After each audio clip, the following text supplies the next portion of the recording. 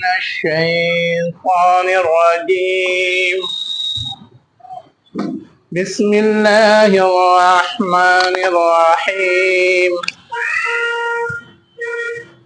إن الذين اتخذوا العجل سينالهم غضب من ربهم وذلة في الحياة الدنيا وكذلك نجزي المفترين۔ شروع اللہ کے نام سے جو انتہائی مہربان ہمیشہ رحم فرمانے والا ہے۔ بے شک وہ لوگ جنہوں نے بچڑے کو بنا لیا، کیا بنایا یہاں پر نہیں لکھا ہوا ہے، دوسری جگہ لکھا ہوا ہے معبود بنا لیا۔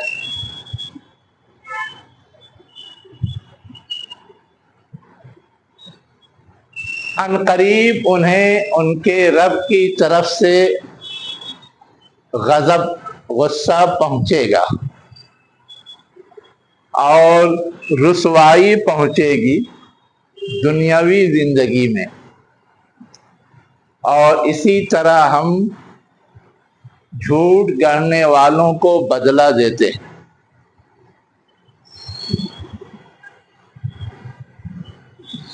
موسیٰ علیہ السلام کی زندگی کا یہ قصہ بیان ہو رہا ہے، اور قرآن میں سب سے زیادہ انہی کا تذکرہ ہے تمام انبیاء میں۔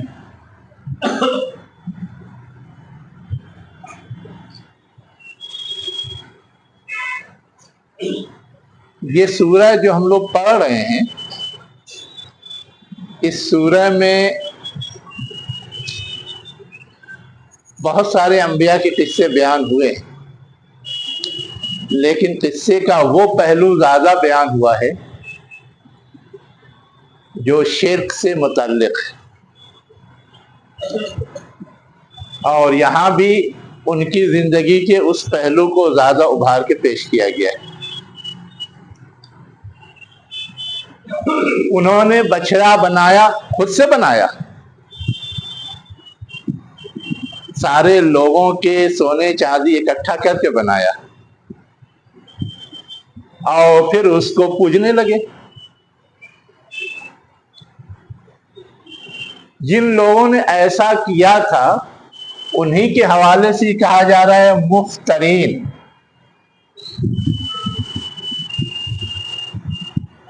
افتراء مانے کیا ہوتا ہے؟ جھوٹ گڑھنا۔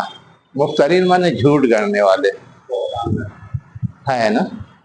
تو آخر انہوں نے یہ کام کیا تو یہ جھوٹ گڑھنا کیسے ہو گیا، یہ اصل سمجھنے کی ضرورت ہے۔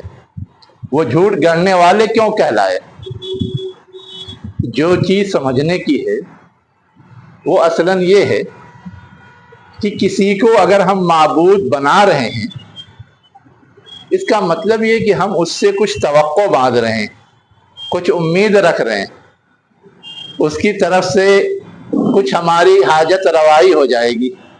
انسان بہت سارے معاملات میں کمزور ہے، خود ہر ضرورت کو پوری نہیں کر سکتا، تو اب اسے سہارے کی ضرورت ہوتی۔ بیمار پڑ جائے علاج اپنا نہیں کر سکتا، معذور ہو جائے اپنی ضرورت پوری نہیں کر سکتا، تو اب وہ زندگی کے مختلف موڑ پہ یہ محسوس کرتا ہے کہ کوئی ذات ایسی ہونی چاہیے جو میری ضرورت پوری کر دے۔ بیمار ہوں مجھے صحت دے دے، میں معذور ہوں ایسا اسباب فراہم کر دے، ایسے ذرائع فراہم کر دے کہ ہماری ضرورت پوری ہوتی رہے۔ اس لیے وہ کسی ذات کی طرف جانا چاہتا ہے، اس کے سامنے جھکتا ہے، اس کے سامنے گر گراتا ہے، اس سے فریاد کرتا ہے، اس سے دعا کرتا ہے۔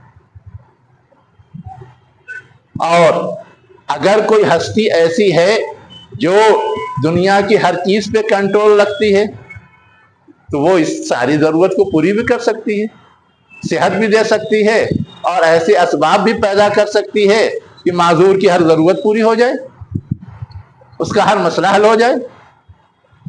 تو ایسی ذات کو اگر ہم معبود بنائیں تو یہ تو عقل مندی کی بات ہوگی، لیکن ایسی چیز کو معبود بنائے جو خود کمزور ہے، جس کے اختیار میں دنیا کی کوئی چیز نہیں، جو خود محتاج ہے، دوسرا اگر اسے کھلائے پلائے تب تو ٹھیک ہے، وہ زندہ رہے گا ورنہ مر جائے گا۔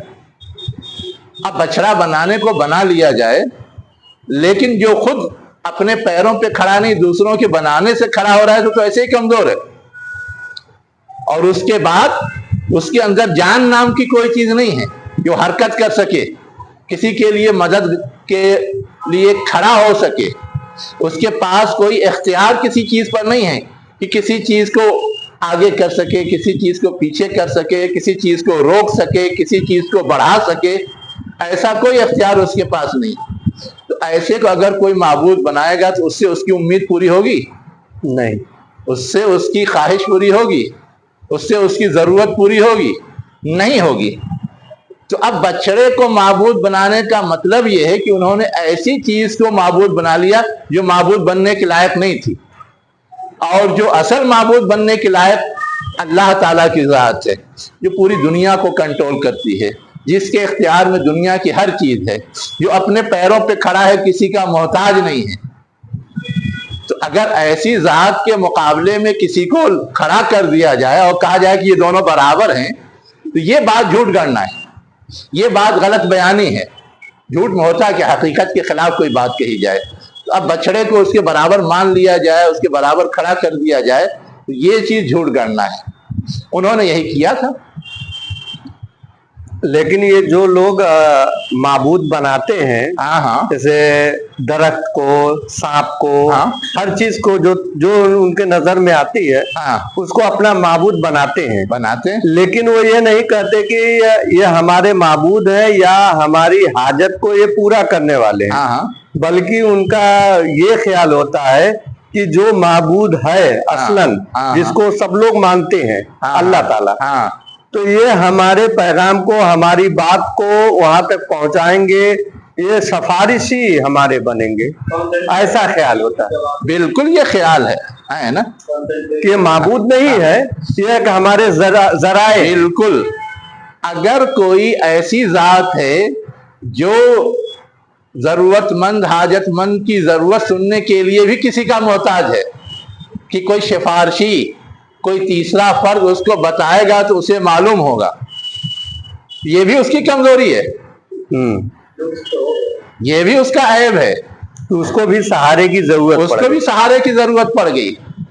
تو اللہ تعالیٰ کی ذات ایسی نہیں، وہ ہر ایک کی بات کبھی بھی کہیں سے بھی سن سکتا ہے، ہر ایک کے دل کی بات بھی جانتا ہے اور اس سے آگاہ ہے، اور کہیں بھی کسی بھی حال میں وہ کسی کی فریاد کی بھرپائی کر سکتا ہے، اس کی ضرورت کی تکمیل کر سکتا ہے۔ ایسی ذات کو اگر ہم نے بنایا تو ہمیں اس کی ضرورت کیا ہے کہ کسی کے ذریعے ہم اس کے پاس کہلوائیں، کسی کے ذریعے اپنی بات پہنچائیں، کسی کے ذریعے اس کے سامنے سفارش کریں، اس کی ضرورت نہیں رہ جاتی۔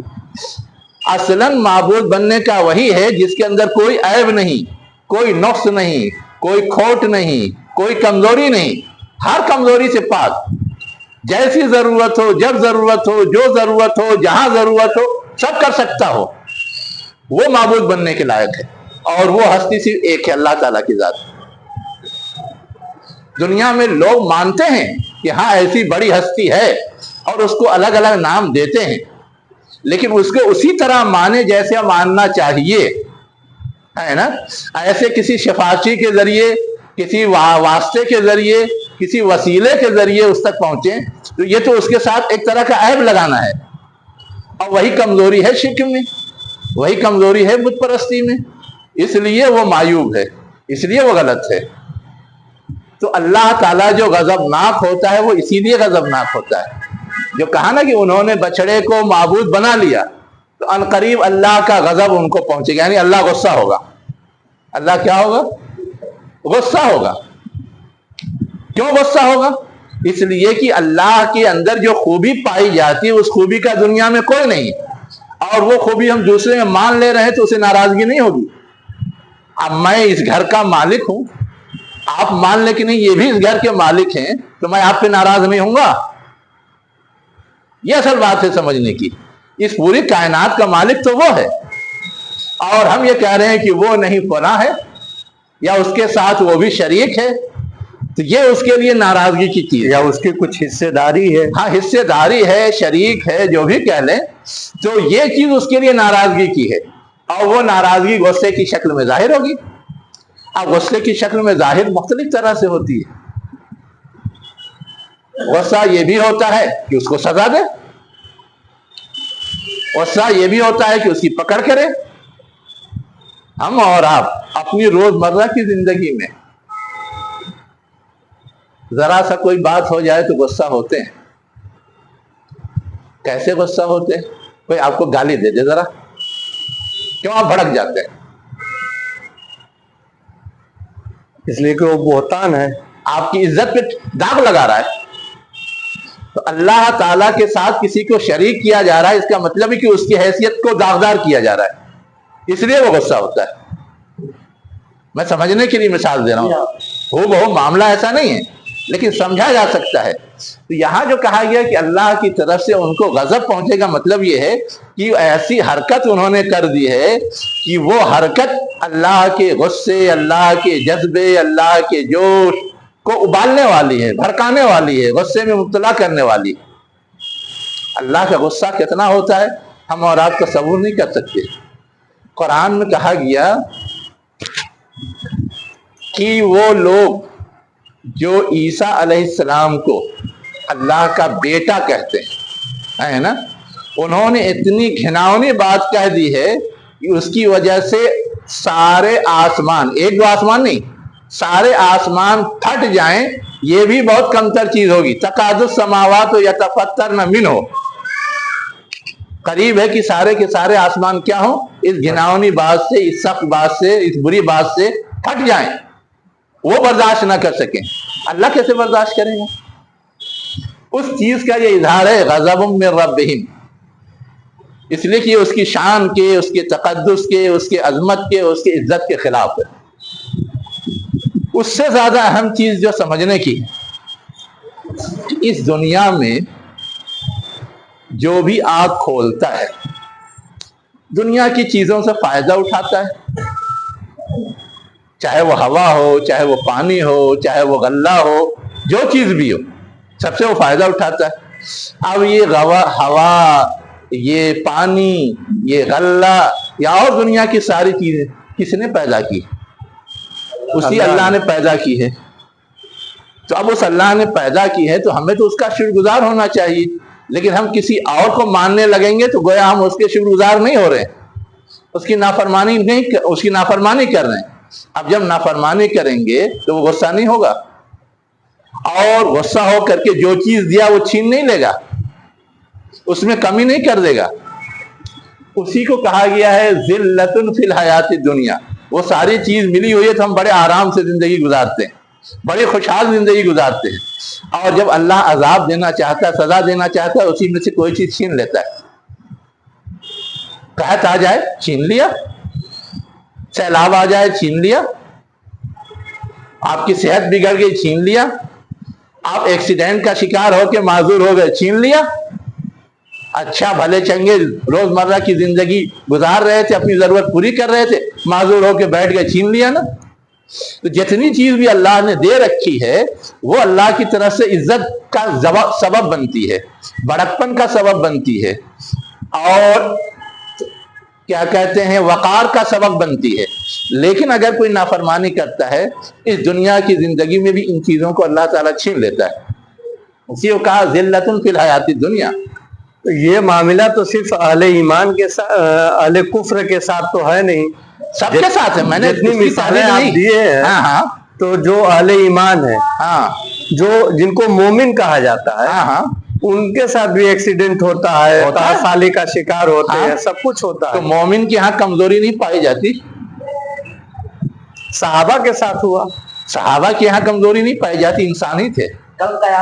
معصوم انبیاء کرام میں جی ہے نا، تو انبیاء کرام کے حوالے سے جہاں ہے کہ ان کو کوئی پریشانی مصیبت لاحق ہوتی ہے ان کو اور پختہ کر کے اونچا اٹھانے کے لیے، ویسے ہی سچے پکے مومن کے اگر کوئی پریشانی لاحق ہوتی ہے ان کو ماچ کر کے اونچا اٹھانے کے لیے۔ لیکن جو بگڑے مومن ہیں، کمزور ایمان والے ہیں، ان کے ساتھ کوئی مصیبت لاحق ہوتی ہے تو ان کو درست کرنے کے لیے، ان کی اصلاح کے لیے، اس سے بھی وہ اونچے ہی اٹھتے ہیں، لیکن وہ ایک طرح کی سزا اور تنبیہ ہوتی ہے۔ تو ہر ایک کے ساتھ یہ ہوتا ہے، ویسے کوئی کافر ہے، کوئی مشرک ہے، ان کے ساتھ یہ سب کچھ ہوتا ہے تو اس کے لیے بھی یہ ہوتا ہے کہ تنبیہ ہو جائے، سنبھل جائیں، ہے نا؟ یعنی وہ ایک ٹھوکر ہے، ایک ٹھوکر ہے کہ آگے دیکھ کے چلیں، صحیح راستے پہ چلیں، غلط راستے سے بچیں۔ ہماری زندگی کو موڑنے والا کوئی ہے تو وہی تو ہوتا ہے، وہی ہوتا ہے، اسی کو میں کہہ رہا تھا، یہ کامن بات ہے، کسی کے ساتھ پیش آ سکتی ہے، لیکن ہر ایک کے ساتھ اس کا نتیجہ الگ الگ نکالے گا۔ یہ ہے پوری آیت کا مطلب، ہے نا، کہ اللہ تعالیٰ نے وہ لوگ جنہوں نے بچڑا بنایا تھا اس کے حوالے سے یہ اظہار کیا کہ ان کو عنقریب میرا غضب پہنچے گا، اور جو کچھ ان کی عزت ہے وہ ذلت میں تبدیل ہو جائے گی، کیونکہ انہوں نے ایک انتہائی گھناؤنا جرم کیا ہے، اور اسی طرح اللہ تعالیٰ گھناؤنا جرم کرنے والے کو بدلہ دیتا ہے۔ کذالک، ایسا نہیں کہ ایسا پہلی بار ان کے ساتھ ہو رہا ہے، اس سے پہلے جو لوگ اس طرح کی حرکت کرتے تھے ان کے ساتھ نہیں ہوا تھا، ایسا نہیں، یہ اللہ تعالیٰ کی سنت ہے، جو ایسا کرتا ہے اس کے ساتھ اللہ تعالیٰ کی گرفت کا یہی انداز ہوتا ہے، اس کی پکڑ کا یہی انداز ہوتا ہے۔ یہاں پر جو کہا گیا ہے سَيَنَالُهُمْ غَضَبٌ مِّن رَّبِّهِمْ، عنقریب ان کو اللہ کا غضب کا سامنا کرنا پڑے گا۔ بالکل، تو عنقریب میں وہ کون سا غضب تھا؟ کون سا غضب تھا؟ اچھا، ابھی اگلی آیت بھی پڑھ لو نا، ابھی آ رہا ہے اگلی آیات میں جو غضب نازل ہوا وہ ابھی آگے آ رہا ہے نا۔ آگے اللہ تعالیٰ کیا کہہ رہا؟ وَالَّذِينَ عَمِلُوا السَّيِّئَاتِ، وہ لوگ جنہوں نے کی برے اعمال کیے ہیں، برائیوں کا ارتکاب کیا ہے، ثُمَّ تَابُوا مِن بَعْدِهِ، پھر اس کے بعد توبہ کیا، من بعدها، ہاں من بعدها، ہاں سے مراد وہی ہے سیئات، ان برائیوں کا ارتکاب کرنے کے بعد کیا کیا؟ توبہ کیا، وَآمَنُوا، اور ایمان لائے، إِنَّ رَبَّكَ مِن بَعْدِهَا لَغَفُورٌ رَحِيمٌ، تو ان کے توبہ کرنے اور ایمان لانے کے بعد اللہ تعالیٰ بخشنے والا ہے، رحم کرنے والا ہے۔ اب یہ بات جو اللہ تعالیٰ نے کہی یہ اس سا کی وضاحت ہے۔ سا کا مطلب کیا ہوا؟ ان قریب، کچھ پیریڈ ہے، انہوں نے غلط کیا اور فوراً کوڑا برس گیا، ایسا نہیں، کچھ وقفہ رکھا ہے اللہ تعالیٰ نے، اور وہ وقفہ کیوں رکھا ہے اس کی حکمت بتائی۔ اس کی حکمت یہ ہے کہ ابھی ایک حلقت کی ہو سکتا ہے تھوڑا معاملہ ٹھنڈا ہو، غور و فکر کرنے کا موقع ملے، کچھ اس کو آزمائش سے گزارا جائے تو وہ سنبھل جائے، ہے نا۔ اگر سنبھل جائے تو اللہ تعالیٰ سزا ہی دینے پر اتارو نہیں ہے، اللہ تعالیٰ گرفت کرنے ہی پر اتارو نہیں ہے، اللہ تعالیٰ تو سدھارنا چاہتا ہے۔ اب کوئی سدھرنے ہی کے لیے تیار نہ ہو تو پھر عذاب آ جائے گا، غصہ اس کا ظاہر ہو جائے گا۔ اسی لیے کہا گیا کہ جنہوں نے برا عمل کیا ہے لیکن اگر وہ توبہ کرتے ہیں، وہ رجوع کرتے ہیں، وہ ایمان کا ثبوت دیتے ہیں، تو جو کچھ بھی غلطی کی ہے سب اللہ معاف کر دے گا، اور معافی نہیں کرے گا، مزید نوازے گا۔ غفور کے معنی تو بخشنے والا ہو گیا، معاف کرنے والا، اور رحیم کا مطلب رحم کرنے والا۔ رحم کا مطلب یہ ہوتا ہے کہ کوئی ہم بدلے میں کچھ کرے یا نہ کرے، ہم اس کو دے دیں۔ اب ایکسیڈنٹ ہو جاتا ہے، جس کا ایکسیڈنٹ ہوا زخمی پڑا ہوا ہے، اس نے ہمارے ساتھ کوئی سلوک نہیں کیا، لیکن ہمارے دل میں ایک احساس پیدا ہوتا ہے مہربانی کا، فوراً اس کو سنبھالتے ہیں، اس کا خون بند کرتے ہیں، اس کو پانی پلاتے ہیں، فوراً اس کو ہاسپٹل لے جانا چاہتے ہیں۔ یہی تو ہے رحم دلی۔ تو یہ بدلہ نہیں ہوتا، یہ کسی کام کا اجر نہیں ہوتا، مزدوری نہیں ہوتی۔ تو اللہ تعالیٰ کی نافرمانی کی اس نے بخش دیا، کام ختم، لیکن اللہ تعالیٰ اس بخشش کے علاوہ مزید نوازے گا، مزید دے گا۔ وہ اتنا رحم دل ہے، وہ اتنا کشادہ دل ہے، وہ اتنا زیادہ مہربان ہے، یہ سمجھایا گیا ہے۔ اور آگے کیا بتایا گیا اس کو دیکھیے، وَلَمَّا سَكَتَ عَن مُوسَى الْغَضَبُ، اللہ تعالیٰ ہی کو غصہ نہیں آیا، اللہ تعالیٰ سے پہلے تو موسیٰ علیہ السلام کو خبر ہوئی تو ان کو غصہ آیا، اور اس غصے کا تذکرہ پیچھے آ چکا ہے نا۔ اور غصے میں آئے تو اللہ تعالیٰ نے جو توریت دی تھی اس کو رکھا، اور فوراً اپنے قائم مقام جو بھائی تھے ان کے جانشین وائس، اس کو کیا کہا، اس کی داڑھی پکڑ کے پوچھا کیوں ایسا ہونے دیا کہ لوگ شرک میں مبتلا ہو جائیں، بچڑا بنا کر کے بت پرستی کرنے لگے، یہ تو اللہ کی نافرمانی ہے، اللہ کی ناشکری ہے۔ غصے میں یہ سب کیا تھا، لیکن جب بھائی نے وجہ بتا دی ہے نا، اور اس کے بعد بہت سارے صورتحال کا اندازہ ہوا تو خود سمجھ میں آ گیا کہ میرے بھائی کا کوئی قصور نہیں۔ اب بھائی کا قصور نہیں ہے تو اس قصور کی وجہ سے جو غصہ اٹھا تھا، بھڑکا تھا، وہ ٹھنڈا پڑ گیا۔ اسی کو کہا فلما سکت عن موسیٰ الغضب، جب موسیٰ سے غصہ کیا ہوا، ٹھہر گیا، رک گیا، ٹھنڈا ہو گیا، فرو ہو گیا، ختم ہو گیا، ظاہر سب ترجمہ کیا سکتا گا۔ اخذ الالواح، تو جو توریت طور پر سے لے کر کے آئے تھے اور رکھ دیا تھا، اور اس بری صورتحال کو دیکھ کر کے جذباتی ہو گئے تھے، اب پھر خیال آیا کہ وہ جو اللہ نے ہمیں ایک کتاب دی ہے، رہنمائی اور ہدایت کا سامان کیا ہے، اس کو لیں، دیکھیں اس میں کیا ہے۔ تو اب یہاں لفظ کیا آیا، اخذ الالواح، ان کو کئی تختیاں ملی تھیں، لو کے معنی تختی ہوتا ہے، اس کی جمع الواح ہے نا۔ قرآن نے تو وضاحت نہیں کی ہے، لیکن ان کی اپنی جو کتاب ہے توریت، اس میں یہ کہ وہ 7 تختیاں تھیں۔ کتنی تھی؟ 7 تختیاں تھیں۔ لیکن ان کے ہاں یہ بھی ملتا ہے کہ مارے غصے کے انہوں نے پھینک دیا، تختی پھینک دیا اور سب ٹوٹ گئی تھی، یہ بھی ہے۔ حالانکہ یہاں کا بیان یہ بتا رہا ہے کہ کوئی تختی ٹوٹی پھوٹی نہیں تھی، اس لیے کہ جہاں ڈالا وہاں بھی الواحی کا لفظ ہے، اور جہاں اٹھا رہے ہیں، لے رہے ہیں، وہاں بھی ویسی الواح کا ہے۔ یہ نہیں کہا جا رہا کہ الواح کے ٹکڑے اٹھائے، ٹوٹے ہوئے اس سے اٹھائے، یا بہت زیادہ تختیاں اٹھائی، جتنا تھا معرفہ کے ساتھ الالواح، فکس، اس لیے کہ ال کا مطلب ہوتا ہے فکسیشن، تعین۔ جیسے دی سے فکسیشن ہو جاتا ہے انگریزی میں، بوائے کوئی بھی کامن بوائے، دی بوائے خاص بوائے، ویسے ال سے فکسیشن ہو جاتا ہے عربی میں۔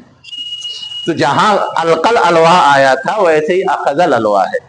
اس سے مفسرین اور علماء یہ کہتے ہیں، ان کا جو کانسیپٹ ہے کہ ٹوٹ گیا تھا اور غصے سے پٹخ دیا تھا انہوں نے، باضابطہ ان کا جو اردو ترجمہ ہے اس میں الفاظ پٹخنے کے ہیں۔ توریت کا جو اردو ترجمہ ہے اس میں الفاظ پٹخنے کے ہیں کہ موسیٰ نے تختیاں پٹخ دی تھی۔ قرآن نے تو القا، رکھنے کے لیے، رکھا جا سکتا ہے ٹھیک ٹھاک حفاظت سے، اور یہاں جو تعبیر ہے اس سے یہ نتیجہ نکالتے ہیں کہ ٹوٹی پھوٹی نہیں تھی، نہ پٹخی تھی، وہ الزامی انداز میں انہوں نے اس کے اندر ایک طرح کا چینج یا تحریف کی ہے۔ اچھا، وہی الواح کیا فرق ہے؟ وہی، ہاں، یہ الواح۔ اچھا، میری آواز آپ کو جا رہی ہے اور میں کچھ نہیں بول رہا ہوں، لکھ کر کے ایک پیپر پہ دے رہا ہوں، دونوں میں کوئی فرق ہے؟ فرق تو ہے۔ تو وہی میں یہی ہوتا ہے، کوئی چیز لکھ کر کے نہیں ملتی، آواز آتی ہے، جبریل علیہ السلام بتاتے ہیں، جیسے میں بتا رہا ہوں ویسے اللہ کے رسول سنتے ہیں، اسے محفوظ کرتے ہیں، اسے دہراتے ہیں، اسے لوگوں کو بتاتے ہیں، اسے لکھواتے ہیں، وہ وہی ہے۔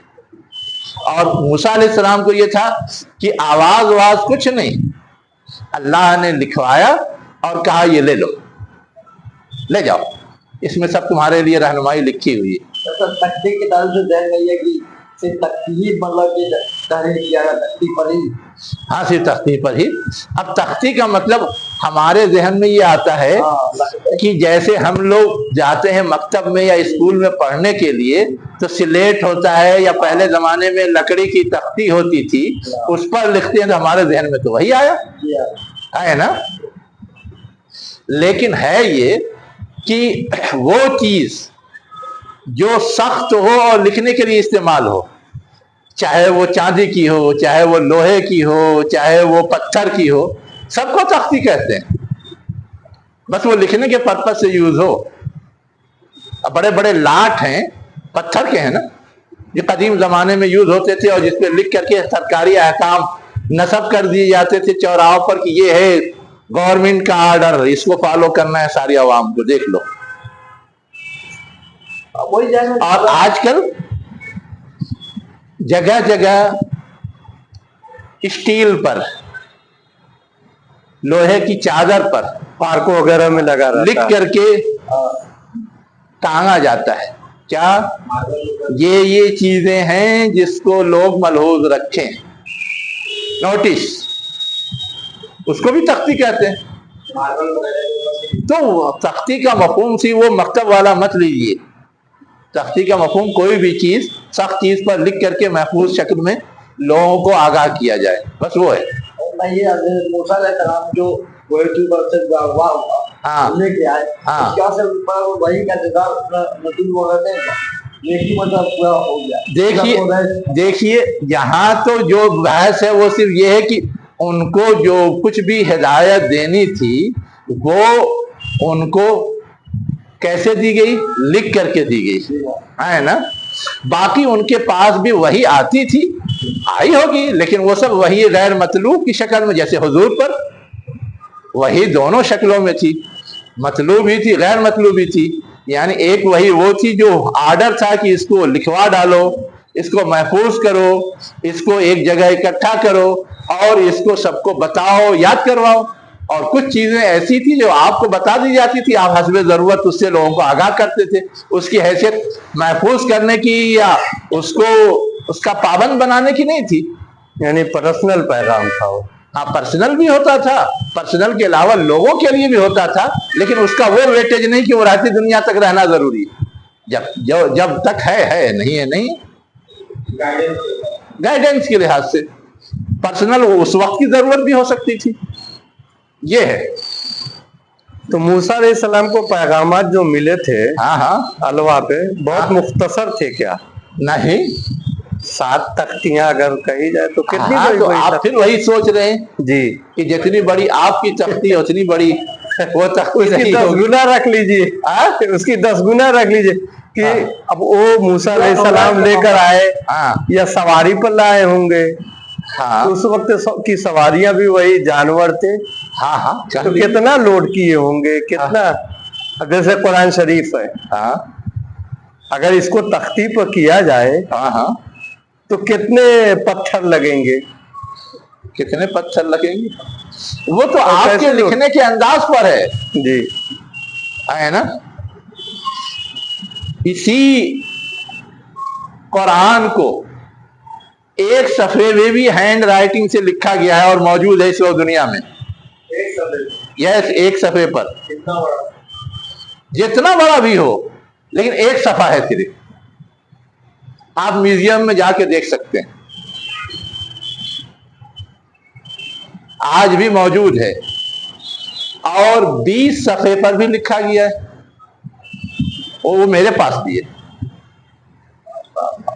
20 صفحے والا, 20 صفحے والا. اس کو پڑھا جا سکتا ہے, خوردبین سے پڑھ سکتے ہیں. خوردبین سے, اور اس آنکھ سے اگر پڑھنا ہے تو 30 چوک کے 120 صفحے پر بس. وہ تو پرنٹڈ ملتا ہے مارکیٹ میں, وہ بھی میرے پاس ہے. پورا قرآن 120 صفحے اس آنکھ سے پڑھ سکتے ہیں آپ. میں نے تو باضابطہ انعام میں بانٹا ہے, وہ اتنا ہی ہے. اب ہم موٹا لکھتے ہیں, پھیلا کے لکھتے ہیں اور پتہ نہیں کیا کیا کرتے ہیں, تو وہ بہت پتھر کی تختی سمجھ رہے ہیں. وہ تو پتھر کی تختی تھی, وہ تو ہے سراحت. ٹھیک ہے جی، سمجھنے کے لیے اتنا کافی ہے جی. اگر یہ مشاہدہ کرنا چاہتے ہیں تو ایک صفحے میں لکھا ہوا ہے، ذرا دیکھ لیں. میں ویڈیو دکھاؤں؟ ویڈیو ہے میرے پاس، گروپ میں ڈال دیجیے گا، میں ڈال دوں گا. آگے بڑھتے. چلیے جی، اب آگے کیا ہے؟ وَفِي نُسْخَتِهَا هُدًى وَرَحْمَةٌ لِلَّذِينَ هُمْ لِرَبِّهِمْ يَرْهَبُونَ. اس کے نسخے میں، اب نسخ کے معنی تو لکھنا ہوتا ہے عربی زبان میں. نسخہ کا مطلب جو چیز لکھی ہوئی ہے نا، جو اس میں جو تحریر تھی یا جو کچھ لکھا ہوا تھا یا جو کاپی تھی، اس میں کیا تھا؟ ہدن، ہدایت نامہ تھا. ہدایت نامہ کا مطلب گائیڈنس. اور رحمت تھی. رحمت کا مطلب اس کو عملی شکل دی جائے تو اس سے اللہ کے رحمت کے مستحق بن سکتے ہیں. یہ مطلب ہے. یہ مطلب نہیں ہے کہ بس صرف وہ مل گیا کسی کو تو رحمت مل گئی، بلکہ اس کو آپ عملی جامہ پہنائیے تو آپ کو رحمت مل جائے گی. شریعت کے احکام پہ عمل کیجئے تو آپ پر بھلائیوں کا یا خیر کا یا اچھے نتائج کا ظہور ہوگا اور نزول ہوگا. وہ چیز رحمت ہے. اور آپ اس کے مطابق مت گزاریے تو کیا ہوگا؟ آپ پر نقصان کا، گھاٹے کا ظہور ہوگا. مثلا اس کے اندر لکھا ہوا ہے شراب مت پیو، جوا مت کھیلو. اب آپ شراب پیئیں گے تو آپ گھاٹے میں رہیں گے، اور نہیں پیئیں گے تو آپ صحت مند رہیں گے، آپ بہت سارے مسائل اور پریشانیوں سے محفوظ رہیں گے. یہی تو ہے رحمت. اس کے اندر لکھا ہوا ہے کہ آزادانہ کسی عورت سے میل ملاپ نہیں کرو، زنا غلط ہے. نکاح کے ذریعے کرو. اگر آپ نکاح کے ذریعے میل ملاپ کرتے ہیں تو اس کی اپنی برکتیں ہیں، ہے نا. نئی نسل کی پوری ذمہ داری ہوتی ہے، وہ بھی صرف آپ کی بن کے رہتی ہے. اور ایسے میل ملاپ کرتے ہیں تو کتنے کے پاس جائے گی، کیا کیا کرے گی، کوئی سر پر نہیں ہوتا. اب اس سے کتنی بیماریاں پیدا ہوتی ہیں، کتنے مسائل پیدا ہوتے ہیں، نہ نسب، نہ خدمت، نہ ضرورت کی تکمیل، کچھ نہیں ہوتا. تو یہ ہے اصل میں کہ عملی جامہ پہنائیے جو اللہ تعالیٰ نے آپ کو حکم دے دیا ہے، تو اس سے آپ کو مثبت نتائج ملیں گے. یہ ہے رحمت کا مطلب. اور نہیں اپنائیے گا تو منفی نتائج جھیلتے رہیے گا. لِلَّذِينَ هُمْ لِرَبِّهِمْ يَرْهَبُونَ. اب یہ جو ہدایت نامہ ملا تھا، یہ رحمت بنے گا کس کے لیے؟ ان لوگوں کے لیے جو اپنے رب سے ڈرتے رہتے ہیں. ڈرنے کا مطلب یہ کہ ڈر کر کے اسے فالو کرتے ہیں، ہے نا. ڈرنے کا مطلب یہ ہے کہ اگر نہ فالو کریں تو اللہ بھی گرفت کرے گا اور نقصان بھی اٹھانا پڑے گا. ڈرنے کا مطلب یہ ہے. ڈرنے کا مطلب یہ ہے کہ یہاں جو لفظ استعمال ہوا ہے وہ ایک اور خاص مفہوم رکھتا ہے. تھوڑا سنیے، سن لیجیے میری بات، پھر سوال ہی ختم ہو جائے گا، ہے نا. ڈرنے کے لیے بہت سارے الفاظ ہیں، لیکن یہاں ایک خاص لفظ آیا، رہب. رہب کا مطلب ہوتا ہے کسی کی قوت اور طاقت کے رعب میں ڈرنا.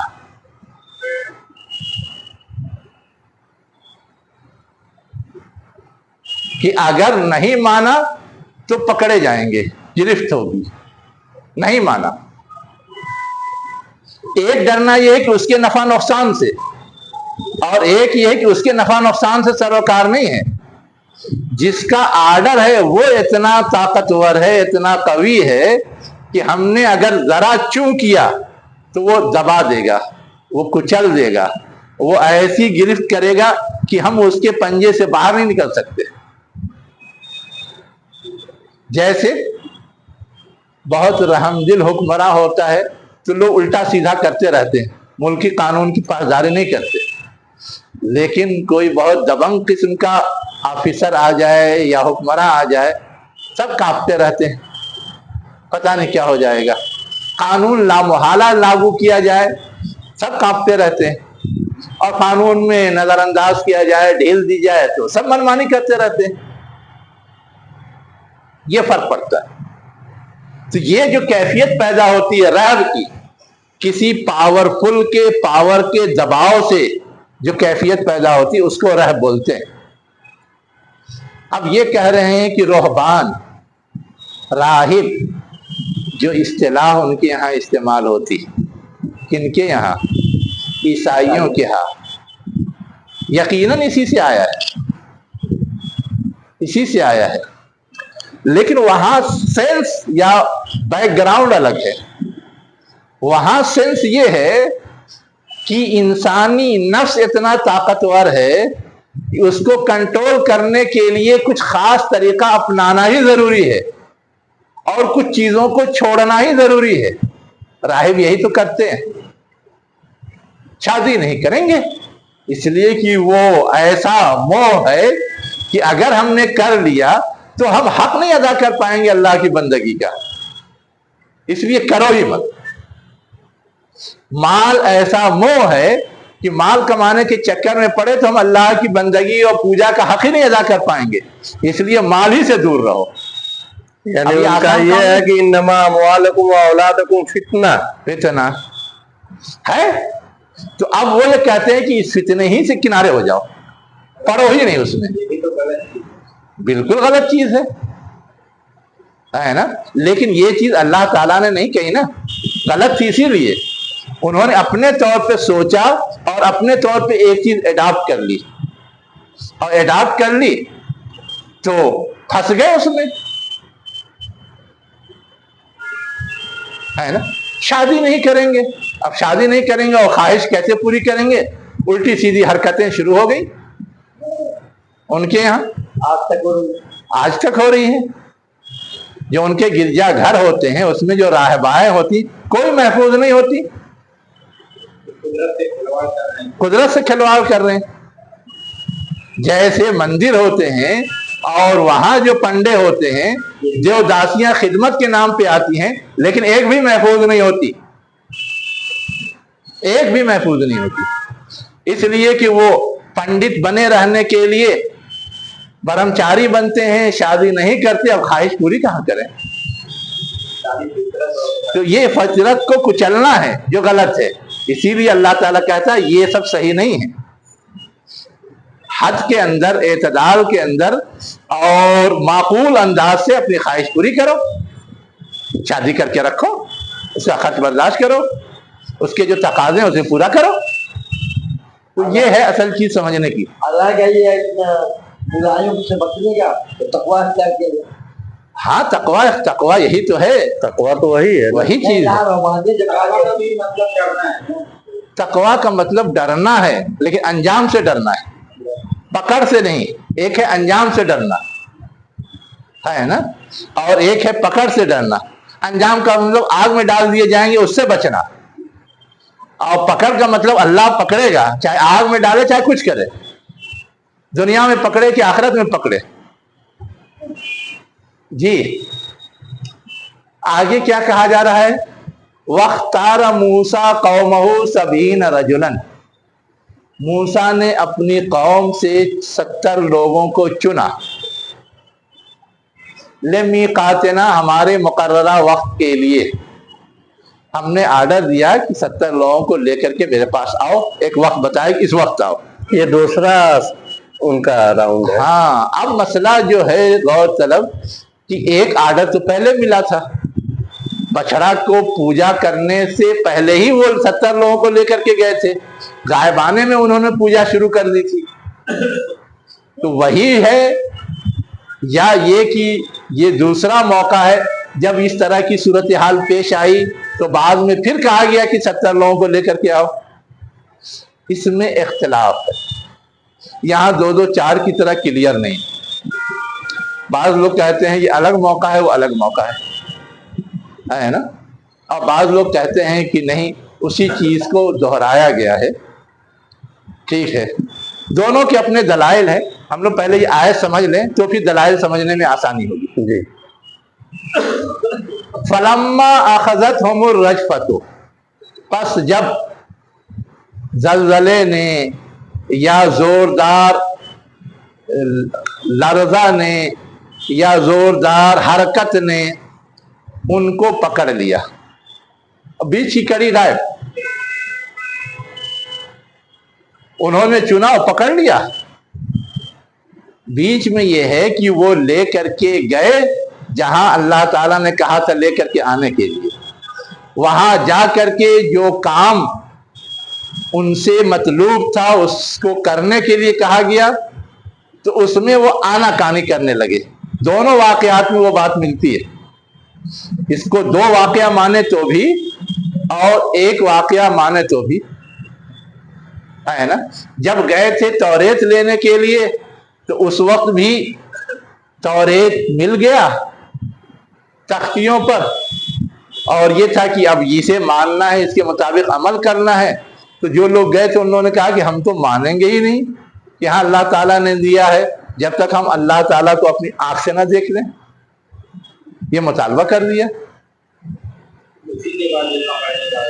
एक मिनट, तो उस वक्त भी अल्लाह ताला ने पहाड़ को इस तरह उनके ऊपर झुका दिया था कि गोया अब उसी में वो पीस दिए जाएंगे, है ना, उसी में पीस दिए जाएंगे। जब ये कैफियत हुई तो उन्होंने रुजू किया और फिर मानने को आमादा हुए। एक बात तो ये कही जाती है। दूसरी बात ये कही जाती है कि अल्लाह ताला ने उन सब के लिए एक जोरदार आवाज पैदा की जो यहाँ है ना, और उस जोरदार आवाज, हरकत, लर्जा या जलजले से वो सब बेहोश हो गए या मर गए, बहुत तर्जुमा है ना। फिर अल्लाह ताला ने उनको दोबारा जिंदा किया कि अब वो अल्लाह की कुदरत का मुजाहरा देख करके समझ सकते हैं कि हाँ अल्लाह है। बगैर देखे मानने के लिए तैयार नहीं थे, लेकिन कुदरत का इजहार हो गया तो हो सकता है मान जाए। तो दूसरी बात जो है वो ये है।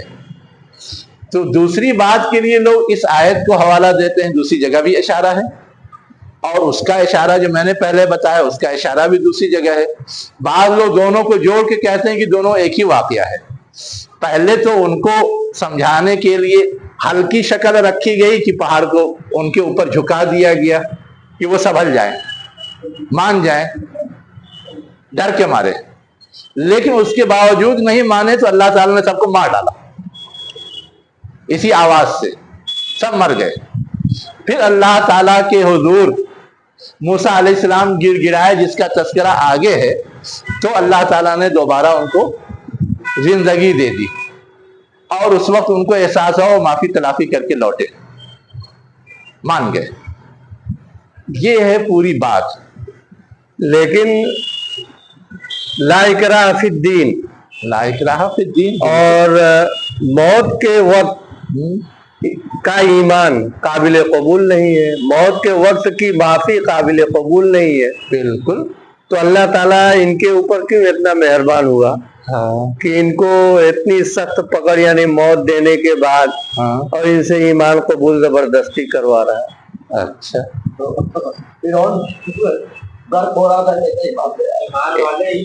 एक मिनट। असल में एक तो ये है कि किसी को अल्लाह को मानने पे मजबूर किया जाए, एक चीज ये। दूसरी चीज ये कि एक शख्स अल्लाह को मान चुका है लेकिन मानने को के तकाजों को पूरा नहीं कर रहा है, तो उसको तकाजा पूरा करने पे मजबूर किया जाए। दोनों एक चीज है या अलग अलग? अलग अलग है। तो जहां कहा गया ला इकराह फिद्दीन, वहां यह है कि अल्लाह को मानने पे मजबूर नहीं किया जाएगा जी, है ना। अगर उसको समझ में आता है, उसको अल्लाह ताला ने इख्तियार दिया है, मानो चाहे नहीं मानो, अगर मान जाता है तो अच्छी बात है, अपना भला करेगा। नहीं समझ में आ रहा है तो मोहलत है अभी उसके लिए, जब भी समझ में आ जाए मान जाए, और उसके बावजूद नहीं मानता तो अब जवाब देगा अल्लाह ताला क्या क्या किया क्या नहीं किया। हाँ, और जो दूसरी शक्ल है कि अल्लाह ताला को मान लिया और मानने के बाद जो तकाजे हैं वो पूरा नहीं कर रहा है, तो यहां पर तो सजा शुरू हो जाती है। आप नमाज मत पढ़िए, आप ज़कात मत दीजिए, آپ روزہ مت رکھیے، آپ شراب پینا بند مت کیجیے، نہیں سزا دی جائے گی۔ اگر سزا دی جا رہی تو آپ کہیں گے مجبور کیا جا رہا ہے۔ تو معاملہ تو وہی ہے نا کہ یہاں پر ایک منٹ، یہاں ایمان لانے کے لیے مجبور نہیں کیا جا رہا ہے۔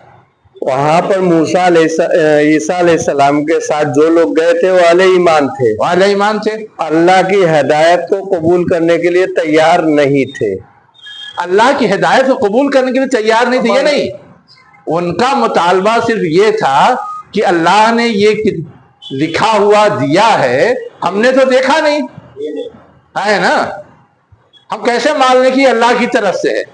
اللہ تعالیٰ کو ہم دیکھ لیں، اللہ تعالیٰ ہماری نظروں کے سامنے حوالے کرے تو ہم مان لیں گے۔ ان کی طرف سے یہ نہیں تھا کہ وہ سرے سے ریجیکٹ کر رہے تھے کہ اللہ کا تعالیٰ کو دیا ہوا نہیں ہے، ایک خیال یا ایک شبہ یا ایک وسوسہ شیطان نے ڈال دیا تھا جس کا انہوں نے مطالبہ کر دیا۔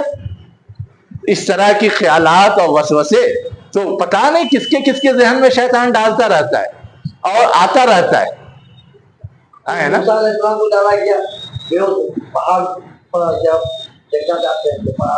میں کہہ رہا ہوں کہ اب اللہ تعالیٰ مرنے کے بعد دوبارہ زندہ کرے گا۔ ابراہیم علیہ السلام کو اطمینان نہیں تھا، پوچھ دیا، اس کا مطلب یہ نہیں تھا کہ وہ ایمان نہیں لاتے۔ اللہ تعالیٰ نے کہا بھی کہ تم کیا ایمان نہیں رکھتے؟ کہا ایمان تو رکھتا ہوں، مانتا تو ہوں، اطمینان نہیں ہے۔ ہاں، تو یہ جو ان کا مطالبہ تھا یہ ایمان لانے یا ماننے کے لیے نہیں تھا، ہے نا، یہ اس لیے تھا کہ یقینی طور پر ہمیں اس کا ادراک ہو جائے کہ ہاں واقعتاً اللہ تعالیٰ ہی نے حوالے کیا، اور یہ چیز مشاہدے کی شکل میں، نظروں سے دیکھ لینے کی شکل میں زیادہ آسانی سے حاصل ہوتی ہے، اور سن کر کے اس سے کم حاصل ہوتی ہے، اور صرف لوگوں کے بیان کر دینے سے اس سے کم حاصل ہوتی ہے۔ جیسے دنیا میں بہت ساری چیزیں بیان کی جاتی ہیں، ہے نا۔ اگر اللہ کا حکم حضور اکرم صلی اللہ علیہ وسلم کے ساتھ ہوتا کہ آپ کچھ لوگوں کو لائیے، تو ابو لہب کو تو لے کے جاتے نہیں، عتبہ شیبہ کو تو لے کے جاتے نہیں، عمر اور ابو بکر کو لے کر کے جاتے۔ تو موسیٰ علیہ السلام جن لوگوں کو لے کے گئے ہوں گے تو ان کے حواری رہے ہوں گے، بالکل، تو پھر ان کا یہ مطالبہ اور ایمان کا تقاضا کیسے پورا ہو رہا ہے؟ ہاں، تو اس کا مطلب یہ ہے کہ ان کے حواری نبی کریم صلی اللہ علیہ وسلم کے حواری سے زیادہ کمزور تھے۔ یہی تو سمجھ میں آتا ہے نا، اور یہ بات اپنی جگہ 100% درست ہے۔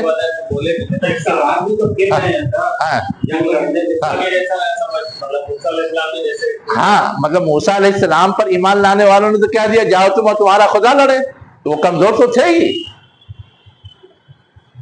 نبی کریم صلی اللہ علیہ وسلم پر ایمان لانے والے اس سے اعلیٰ تھے، انہوں نے نہیں کہا، انہوں نے کہا نہیں ہم تو آپ کا ساتھ دیں گے، ہم آپ کی بات مانتے ہیں، آپ جو کہہ رہے ہیں وہ صحیح ہے۔ تو وہ فرق تو ہے کہ ان پر ایمان لانے والے ایمان کے اتنے اعلیٰ مقام پہ نہیں تھے جتنے اعلیٰ مقام پہ صحابہ کرام تھے۔ تو یہ تو ایسا محسوس ہو رہا ہے جو 70 لوگ گئے تھے ان سے اچھا ایمان ہم لوگوں کا ہے۔ دیکھا، بڑے ایمان کا دعویٰ رکھنے والے ہیں، ان سے اچھا ہی ہوا۔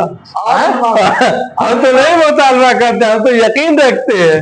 اچھا، مطالبہ نہیں کرتے، یقین رکھتے۔ ایک منٹ، بہت مضبوط ایمان ہے نا ان کا، تھوڑا سا چیک کر لیجیے، ہے نا، تھوڑا سا چیک کر لیجیے، ہے نا۔ حضرت ابو بکر رضی اللہ عنہ کے زمانے میں لوگوں نے زکوٰۃ دینے سے انکار کیا، ارتداد میں مبتلا ہونے لگے، ہے نا۔ تو ابو بکر رضی اللہ عنہ نے کہا کہ میں تو جنگ کروں گا ایسا کرنے والوں سے، اور لوگوں نے سمجھانے کی کوشش کی کہ یہ ایمان لانے والے لوگ ہیں، آپ ان سے کیسے جنگ کریں گے؟ تو انہوں نے کیا پیش کیا، اَيُنْقَصُ هَذَا الدِّينُ وَأَنَا حَيٌّ، کہ دین میں کمی کی جائے گی اور میں زندہ رہوں، یہ نہیں ہو سکتا۔ اب ان کے سامنے کتنی دین میں کمی کی جا رہی ہے، ان کے منہ سے کبھی یہ جملہ نکلا کہ اتنا دین پہ انگلی اٹھائی جا رہی ہے، دین کے سے کھلواڑ کیا جا رہا ہے، دین کے خلاف پروپیگنڈا کیا جا رہا ہے، اور میں چپ چاپ بیٹھا رہوں؟ تو کہاں میں اس کے خلاف کچھ نہ کروں؟ چپ چاپ کہاں بیٹھتے ہیں؟ حضرت ابو بکر رضی اللہ تعالیٰ عنہ تھے، ان کے ہاتھ میں طاقت تھی، اس وقت بادشاہ تھے، وہاں کے خلیفہ تھے۔ ہمارے پاس اتنی طاقت نہیں ہے، لیکن جہاں تک ممکن ہوتا ہے دفاع ہوتا ہے۔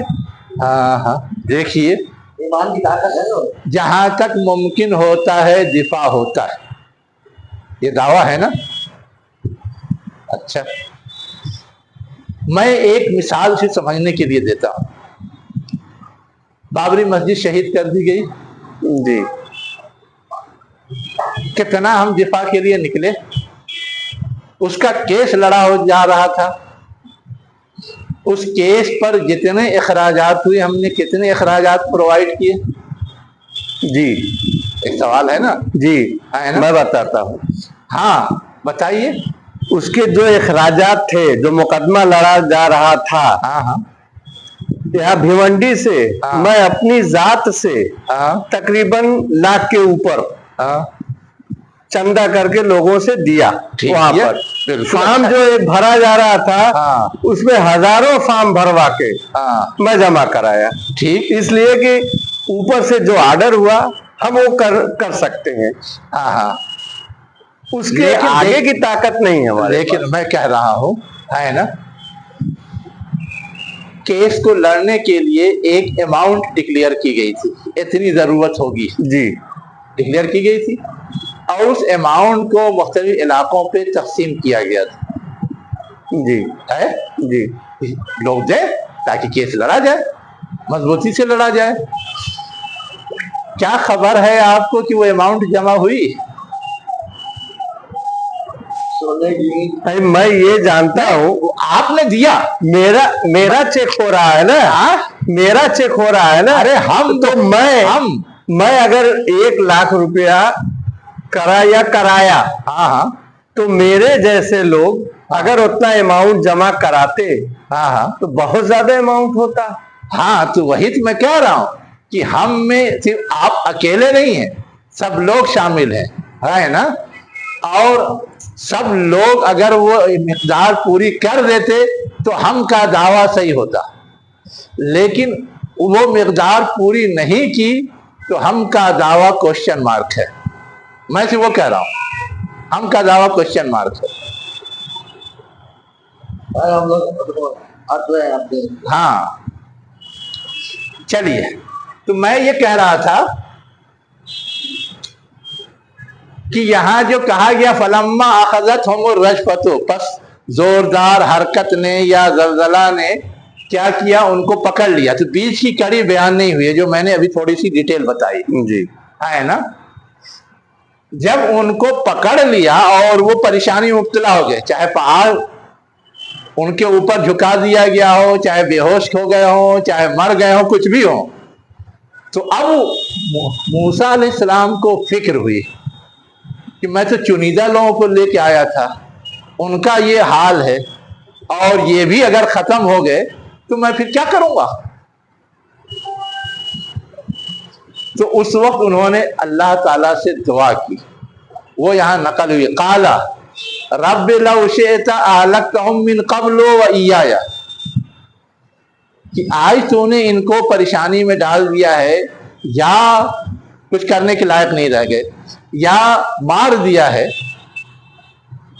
بے ہوش کر دیا، جو بھی کر دیا ہے، تو آج سے پہلے بھی یہ کر سکتا تھا، ہے نا۔ آج سے پہلے بھی کر سکتا تھا، مطلب ہے کہ ان کو بھی مار سکتا تھا، ہلاک کر سکتا تھا، مجھ کو بھی مار سکتا تھا، ہلاک کر سکتا تھا۔ آج جو تو یہ کر رہا ہے، اس میں 2 مسئلے میرے لیے پریشان کن ہیں۔ ایک تو یہ ہے، یہ اپنی اپنی جگہ ہوتے، وہاں ان کے پہ موت طاری ہوتی یا کوئی اور حادثہ گزرتا تو مجھ پر الزام نہیں آتا، اور یہاں یہ کہ میں لے کے آیا ہوں اور یہاں یہ ختم ہو جائیں گے تو مجھ پر الزام آئے گا کہ موسیٰ نے ایسا کر دیا۔ موسیٰ کی وجہ سے ایسا ہو گیا. اب یہ چیز تو میرے لیے بڑی سنگین ہے. ایک بات. دوسری بات یہ ہے کہ یہ جتنے بھی ہیں نا، مان لیا خطا کار ہیں، لیکن خطا کار کو بھی سنبھلنے کی مہلت دی جاتی ہے نا. اگر تو نہیں مہلت دینا چاہتا تھا تو جس وقت انہوں نے خطا کی تھی اسی وقت ان کو مار سکتا تھا.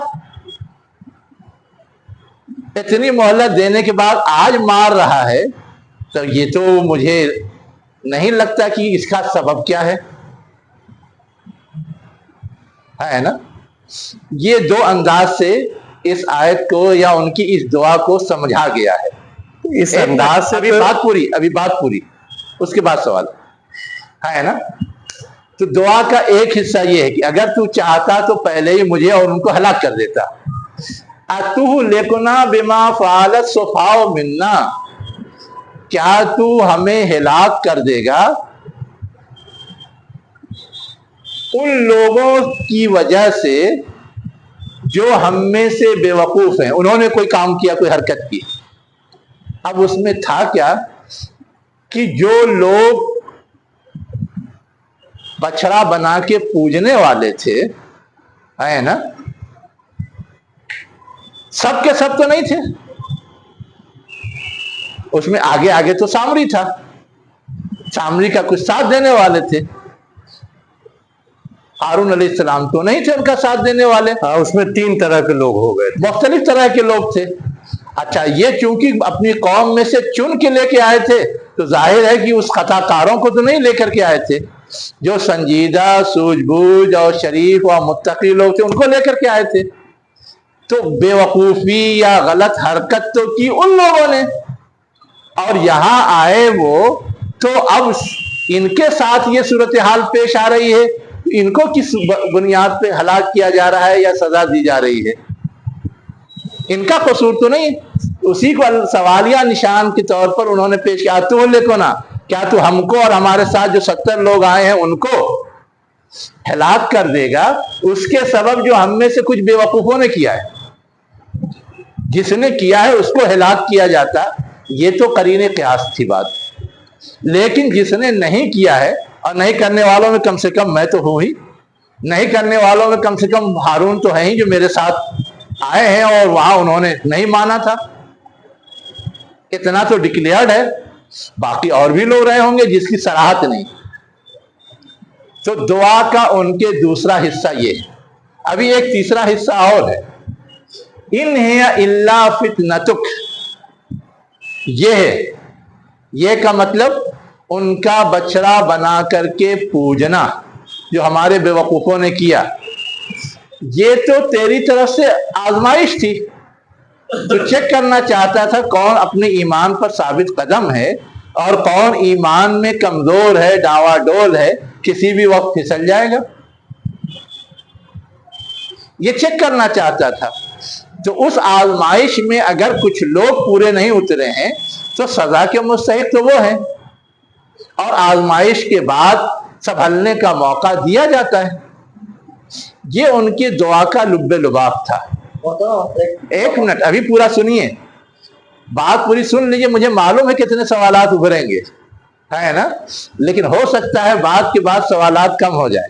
ورنہ وہی باتیں جو ابھی میں باقی بتاؤں گا آپ سوال اٹھا دیں گے، پھر رک جائے گا. آیت پوری ہو جانے دیجیے.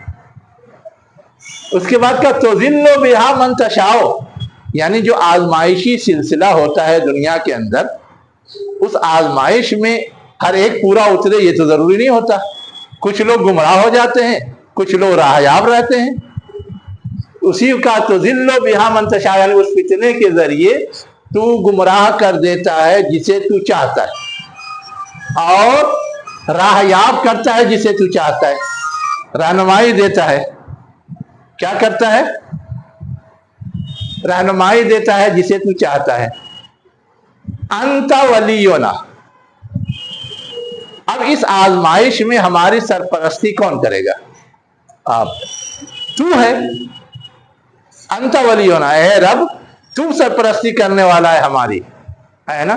فاغفر لنا، یقیناً اس آزمائش میں ہمارے لوگ پورے نہیں اترے ہیں، لیکن سرپرستی تیرے ذمے ہے. تو اگر بخش دے اور صحیح ٹریک پہ چلانا چاہے تو یہ ناممکن نہیں. اسی کہا فاغفر لنا وارحمنا وانت خیر الغافرین، یعنی بخش دے اور رحم کر، اور تو بہترین بخشنے والا ہے. بخش دے گا، آئندہ کے لیے موقع فراہم کر دے گا، تو یہ تیری نوازش ہوگی. یہ دعا انہوں نے کی. اب اس دعا کے نتیجے میں ابھی آگے اور وہ چاہتے کیا تھے، اگلی آیت میں ہے وَاكْتُبْ لَنَا فِي هَذِهِ الدُّنْيَا حَسَنَةً، اس دنیا میں بھی ہمارے لیے بھلائی لکھ دے، وَفِي الْآخِرَةِ، اور آخرت میں بھی. تو مطالبہ تو سارا کر لیا، لیکن کچھ ذمہ داری قبول کرنا پڑے گا نا. تو اس ذمہ داری کو اب یہاں قبول کر رہے ہیں.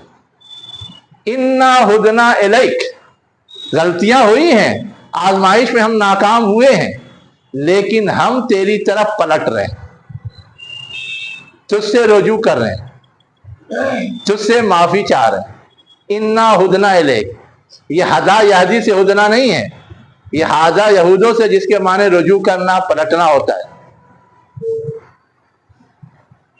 اِنَّا هُدْنَا إِلَيْكَ، اب یہاں انہوں نے گویا اپنی طرف سے توبے کا مظاہرہ کر دیا. اب جب توبہ ہو گیا تو اللہ تو بخش ہی دے گا، ہے نا. تو اب اللہ تعالیٰ نے کیا جواب دیا؟ قَالَ عَذَابِي أُصِيبُ بِهِ مَنْ أَشَاءُ، میرا عذاب اس کو پہنچے گا جسے میں چاہوں گا. اب جسے میں چاہوں مطلب ہے کہ جو توبہ نہیں کرے گا اسے عذاب پہنچے گا. وَرَحْمَتِي وَسِعَتْ كُلَّ شَيْءٍ، اور میری رحمت تو ہر ایک کو وسیع ہے. یعنی دنیا میں تو ہر ایک کو وسیع ہے، آخرت میں ہم عذاب دینے والے ہیں نا. بہت حد سے کوئی تجاوز کرتا ہے تو دنیا میں عذاب ملتا ہے، ورنہ ہر ایک کو تو نہیں ملتا. فَسَأَكْتُبُهَا لِلَّذِينَ يَتَّقُونَ، پس ان قریب میں اسے یعنی اپنی رحمت کو لکھ دوں گا. لکھ دوں گا مطلب لازم کر دوں گا، وہ اسے مل کر کے رہے گی میری رحمت. کس کو؟ لِلَّذِينَ يَتَّقُونَ، جو ڈرتے ہیں. وَيُؤْتُونَ الزَّكَاةَ، اور زکوٰۃ دیتے ہیں. وَالَّذِينَ هُمْ بِآيَاتِنَا يُؤْمِنُونَ، اور ہمارے آیات پر ایمان رکھتے ہیں. یہ گویا اللہ تعالیٰ نے شرط لگا دی کہ میری رحمت ملے گی تو، لیکن یہ تین چیزیں کرنی ہوں گی. یتقون، تقوی اختیار کرنا پڑے گا، تقوی اللہ جسے کہتے ہیں. اور عملی زندگی میں سدھار آنا چاہیے، زکوٰۃ جس کا سمبل ہے. اور ایمان اللہ کی آیات پہ ہونا چاہیے. آگے پھر وہی نہیں، مانوں گا نہیں، مانوں گا نہیں، مانوں گا نہیں. استقامت جسے ہم کہتے ہیں وہ ہونا چاہیے. یہ ہے ٹوٹل بات. اب سوال کیا کیا تھا اٹھائیے. میں یہ پوچھا تھا کہ ان کو جو موت آئی وہ کیا بچے کی پوجا پہ چلے آئی؟ انہوں نے کہا کہ ہم اللہ کو جب تک دیکھیں گے نہیں اس کو. ٹھیک ہے، لیکن ٹھیک ہے، میں نے یہ نہیں کہا کہ بچڑے کی پوجا کی وجہ سے آئی. وہ تو یہ کہ وہ گئے اور ان کی طرف سے یہ مطالبہ ہو کہ دیکھیں گے نہیں، اس وقت تک مانیں گے نہیں، ہے نا. دو واقعہ ہے اس میں. ایک واقعہ یہ ہے کہ بچڑے کے پوجا سے پہلے جو لوگ گئے تھے انہوں نے تو ان کے ساتھ تو یہ تھا ہی نہیں، وہ تو صرف دیکھنے کا مطالبہ تھا. بچڑے کے پوجا کے بعد اگر وہ گئے ہیں، اس وقت بھی وہاں پہنچ کر کے پہلے ان کی طرف سے اپنی غلطی کا اظہار ہونا چاہیے. اللہ تعالیٰ نے کس لیے بلایا تھا یہ کلیئر نہیں کیا، لیکن ظاہر ہے کہ اللہ تعالیٰ یہ دیکھنا چاہ رہا تھا کہ دل نرم پڑے یا نہیں، غلطی کا احساس ہوا یا نہیں، ندامت پائی جا رہی ہے یا نہیں، وہ چیک کرنا تھا. تو جا کر کے اگر کوئی اپنی غلطی کا اظہار کرتا ہے، معافی تلافی کرتا ہے، اس کا مطلب ندامت پائی جا رہی ہے. لیکن اب یہ جانے والے یہ سمجھ رہے ہیں کہ ہم نے نہیں کیا، ہمیں کیا لینا دینا. یہ نمائندگی کرنے گئے تھے نا، چاہے انہوں نے نہیں کیا تھا، لیکن نمائندہ بن کے جانے کی صورت میں تو اس کو بھی اپنے آپ کو اس میں شامل رکھنا رہتا ہے. تو اب یہ ساری تصریحات یہاں نہیں ہیں، لیکن ان کی کتابوں میں ہیں جو اس کو دو واقعہ مانتے ہیں. وہ یہ کہتے ہیں کہ وہ گئے تو لیکن وہ یہ سمجھ رہے تھے کہ ہم تو دور رہے، ہم تو بچے رہے، ہمارا کوئی قصور نہیں ہے. تو اللہ کے حضور جو درخواست پیش ہونی چاہیے وہ نہیں پیش کی، تو اللہ تعالیٰ نے اٹکا دیا. ہاں یہی تو سمجھانا ہے، صرف بچے رہنا، اپنے آپ کو کنارے ڈال لینا نہیں. روکنے کا کام کیوں نہیں کیا؟ یہ جرم تھا. اگر وہ خود بڑھ کر کے معافی تلافی کرتے، کم سے کم یہ ہوتا ہے نا کہ ہاں غلطی مان رہے ہیں، ٹھیک ہے روکنے کا کام نہیں کیا لیکن آئندہ کریں گے. آج مان کے جا رہے ہیں کہ ہاں ہم غلطی میں کسی نہ کسی درجے میں شریک ہیں. یہ ہے جو لوگ کی دوسری بات کہتے ہیں وہ اس انداز سے اس کی تفسیر کرتے ہیں. نہیں، جو لوگ یہ مانتے ہیں کہ ایک ہی سفر ہوا، ہاں ایک ہی سفر ہوا، جو لوگ یہ مانتے ہیں کہ ایک ہی سفر ہوا، ہاں ٹھیک، تو ایک مرتبہ گئے ہیں سب سے پہلے، اور ایک ہی مرتبہ گئے تو وہاں پر ان کو الواح ملی. یہ وہ لوگ ماننے کے لیے تیار نہیں کہ اللہ کی طرف سے ہے. ہم اس وقت مانیں گے کہ جب ہم اللہ تعالیٰ کو دیکھ لیں. لیکن یہاں موسیٰ علیہ السلام کی جو دعا ہے کہ ہم میں سے کچھ لوگوں نے جو غلطی کی ہے، یعنی بچڑے کی پوجا، ان کی وجہ سے سزا مل رہی ہے. دیکھیے جو لوگ کہتے ہیں کہ ایک ہی سفر ہوا ہے، جی اس وقت کا تذکرہ ہے، وہ بما فعل صفاء منا کا یہ مطلب آپ جو بیان کیے 2 سفر کے حساب سے میں نے سمجھ لیا. میں اب دوسری بات بتا رہا ہوں. جو لوگ کہتے ہیں کہ ایک ہی سفر ہوا، وہ بما فعل صفاء منا کا مطلب یہ لیتے ہیں کہ جو لوگ گئے تھے اور توریت ملی اور انہوں نے یہ کہہ کر کے ماننے سے انکار کر دیا کہ ہم نے دیکھا نہیں اس لیے ہم نہیں مانیں گے، ہے نا. تو یہ جتنے لوگ گئے تھے پوری قوم میں سے سلیکٹڈ لوگ تھے نا، اور ان کا مطالبہ بے وقوفی والا تھا. تو اس وقت وہی مطالبہ جو انہوں نے دیکھنے کا کیا تھا وہ مراد ہوگا. اچھا ہے نا، صفحہ سے مراد یہاں پر مطلب جنہوں نے دیکھنے کا مطالبہ کیا تھا. اگر ایک ہی سفر مانتے ہیں تو جی پھر مفہوم اس کا یہ ہوگا. حالانکہ زیادہ بہتر 2 سفر. اب میں نے کیا کہا، دونوں رائے پائی جاتی، دونوں کے لحاظ سے لوگ اس کا مفہوم بیان کرتے ہیں. اب ہمیں کون سا بہتر لگتا ہے وہ ہم دیکھ لیں، ہے نا. ابھی اور دلائل پہ غور کیجیے. یہ تو میں نے ابھی سمجھایا ہے آپ کو. تو جو ایک مانتے وہ اس کا مطلب وہ لیتے ہیں کہ جو انہوں نے مطالبہ کر دیا تھا وہ مطالبہ بھی صرف چند لوگوں کا تھا، تو اس کو کہا گیا بما فعل صفاء منا. ظاہر ہے کہ سب تو نہیں آئے تھے، چند لوگ آئے تھے.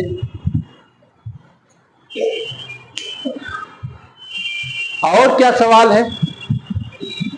بس سوال ختم. میرا تو وہی سوال تھا. چلیے ہو گیا ختم. اب اگلی آیت جو ہے اصلاً یہ پچھلا قصہ سنا کر کے حضور کے زمانے میں جو لوگ موجود تھے اہل کتاب میں سے، اور خاص طور سے بنی اسرائیل میں سے، موسیٰ علیہ السلام کے نسل میں سے، ہے نا، ان کو اب کچھ دعوت دی گئی. یہ بیک گراؤنڈ سنا کر کے کہ دیکھو تمہارا پچھلا ریکارڈ یہ ہے نا، آج پھر اسی ریکارڈ کو دہرانا چاہتے ہو یا کچھ اور کرنا چاہتے ہو، ہے نا. تو اس کو اس آیت میں بیان کیا گیا ہے. الذین یتبعون الرسول النبی الامی الذی، وہ لوگ جو اس رسول کی اتباع کرتے ہیں جو نبی بھی ہے امی بھی ہے. اب نبی کا مطلب تو خبر دینے والا ہوتا ہے، امی کا مطلب ان پڑھ بھی ہو سکتا ہے.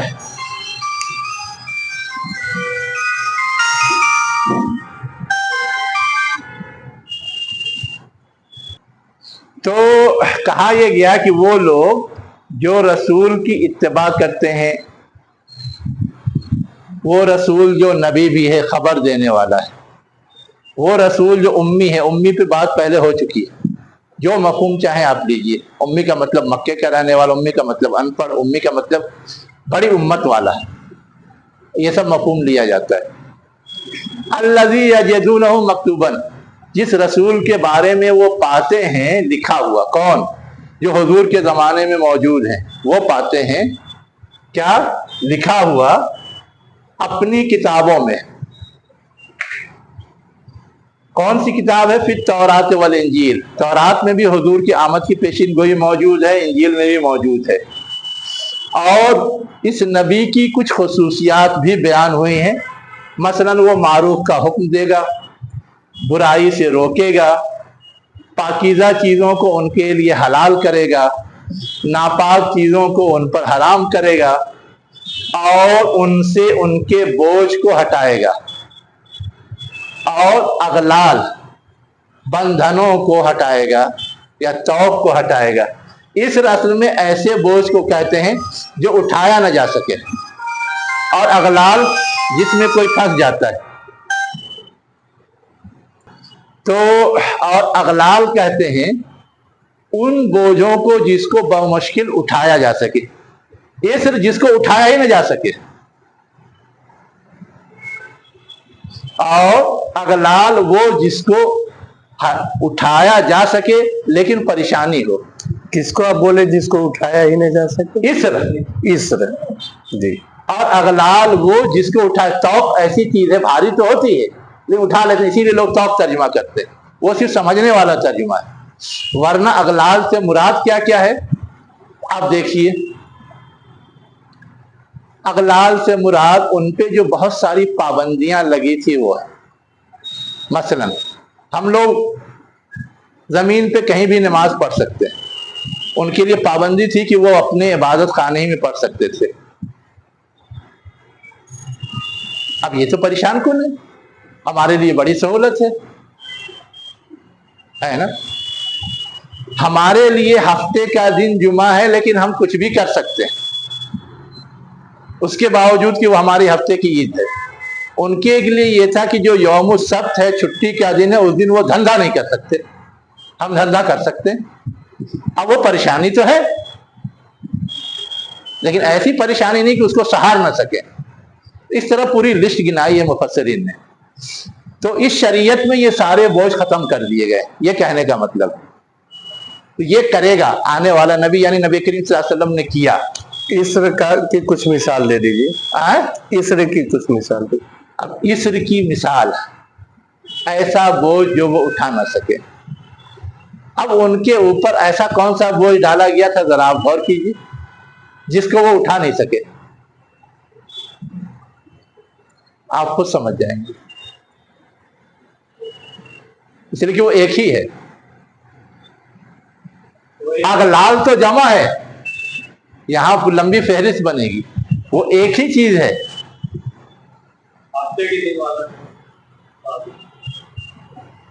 ان کو دنیا کی امامت کی پیشوائی دی گئی اور اتنا مہلت دیا گیا، لیکن کسی مہلت سے فائدہ اٹھا کر کے وہ اپنے آپ کو ثابت نہیں کر سکے کہ ہاں ہم دنیا کی امامت کی پیشوائی کی کا حق ادا کرنے کے لائق ہیں. اب ان سے وہ چھین لیا گیا اور امت مسلمہ کو دیا گیا. امت نے حضور کے زمانے میں بھی دکھایا کہ ہاں ہم اس لائق ہیں، اور بعد کے ادوار میں بھی، حتیٰ کہ قیامت سے پہلے بھی خلافت اللہ میں ناجی نبوہ قائم کر کے دکھائے گی. یہ ہے اس سے مراد. چلیے اب آگے کیا کہا ہے؟ کانت علیہم، وہ بوجھ جو ان کے اوپر تھے. فالذین آمنوا بہ، پس وہ لوگ جو ایمان لائے اس پہ، یعنی اس نبی پر جس کے بارے میں خبر دی جا رہی ہے. وَعَزَّرُوهُ، اور اس کی مدد کریں. آگے نصروہ بھی آ گیا، پھر مدد کریں، تو دو مدد کرنا ہے.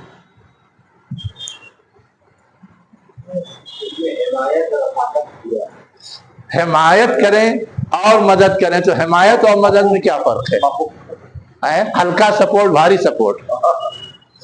اصل میں ایک ہے کسی کو خود مدد دینا، اور ایک ہے کسی کو دوسرے کے خلاف مدد دینا. الضروح کا مطلب یہ ہے کہ نبی کو سپورٹ دیں، اور نصروح کا مطلب ہے کہ دشمن کے مقابلے میں سپورٹ دیں، دشمن کو نقصان پہنچائیں. یہ ہے جو فرق کرتے ہیں ہمارے. اصل میں ہم اگر اظہار باندھ رہے ہیں تو ہم اپنے لباس کو سپورٹ دینا، اس سے غیر کا کوئی تعلق نہیں ہے نا. ہم مالی اعتبار سے کمزور ہیں، ہماری کوئی مدد کر رہا ہے تو صرف ہم کو شخصی طور پہ سپورٹ دے رہا ہے، غیر کا اس سے کوئی تعلق نہیں. ہم اگر افرادی لحاظ سے کم ہیں، کوئی ہماری مدد کے لیے ہمارا ساتھ دیتا ہے، ہمارے ساتھ چلتا ہے، ہماری اتباع کرتا ہے، اس سے بھی ہماری عزت بڑھتی ہے، ہمارا وقار بڑھتا ہے، یہ بھی ہماری حمایت ہے. لیکن کوئی ضروری نہیں کہ دشمن کے مقابلے میں وہ لڑے. تو یہ جو مدد کی ایک قسم ہے ابتدائی انداز کی، جو شخصی طور پر نفع بخش ہوتی ہے، یا جس میں دشمن جس سے زیادہ خطرہ ہوتا ہے ایسا کوئی خطرہ نہیں ہوتا ہے نا، صرف ہمیں ایک امداد مل جاتی ہے، اس کو بولتے ہیں الضروح اور نصرو، جہاں خطرہ مول لے کر کے مدد کی جائے. یہ فرق کرتے ہیں عموماً، ابھی اور ڈھونڈیے. اور جو پیروی کریں اس نور کی، مراد قرآن ہے، جو نازل کیا گیا ہے اس کے ساتھ، اور وہی لوگ کامیاب ہونے والے ہیں. تو گویا حضور کا تعارف کرایا گیا ان سے کہ اب تاریخ میں تو تمہارا یہ بگڑا ریکارڈ تھا، لیکن ایک چانس اور ملا ہے. یہ جو نبی آیا ہے تمہارے لیے بھی سہولت فراہم کرنے والا ہے، تمہارے لیے بھی سپورٹر بننے والا ہے، تمہاری بھی نجات کا ذریعہ بننے والا ہے. اس کو مان کر کے ایک چانس اور ہے کہ تم اپنے آپ کو کامیاب کر لو، اور اگر نہیں مانو گے تو اپنے آپ کو ناکامی کے گڈھے میں ڈھکیل دو گے. یہ سمجھایا گیا ہے. تو آج کی بات یہی ختم کرتے ہیں، پھر انشاءاللہ آگے. وآخر دعوانا ان الحمد للہ رب العالمین.